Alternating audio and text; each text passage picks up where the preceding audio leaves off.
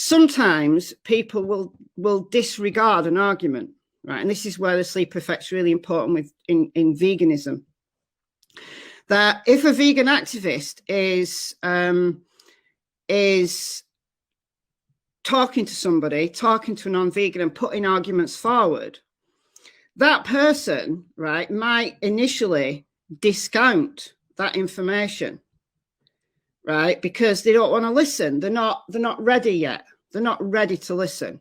Or they might say, oh, well, that person was very rude. That person was Joey Carbstrong, and, you know, it's like blunt and a bit, you know, comes off as a little bit aggressive.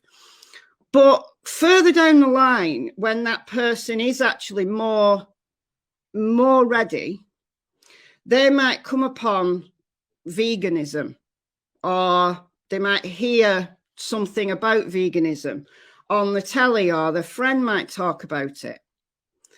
And that information that originally was put into your head by that activist basically fires off again. It's like you discounted it at the time, but you haven't forgotten it. We never forget.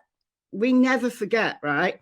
And something that has been planted in, especially if it's been discounted and it's been considered and it's been mulled over and then it's been discounted and it fires off again, then that person is more likely to go back to that original argument and look into it. Sure, but that cuts both ways. When non-vegans present an argument, like crop deaths, further down the line when vegans are more ready, they might hear something about it. They are then more likely to go back to the argument and look into it. And what they discounted might be taken seriously. Vegans are humans, and they are not immune to the effect. The more discounting, the more likely the effect will kick in. So the sleeper effect can work against vegans too, no matter how improbable that might look to vegans blinded by their own biases. But this is a good tool for us non-vegans. The more reasonable criticism and arguments we throw at vegans, the more likely the effect will kick in. The sleeper effect is all about the long game, after all. Considering how much dogmatic many vegans became, it could take a while. So non-vegans just need to have good arguments and bid their time.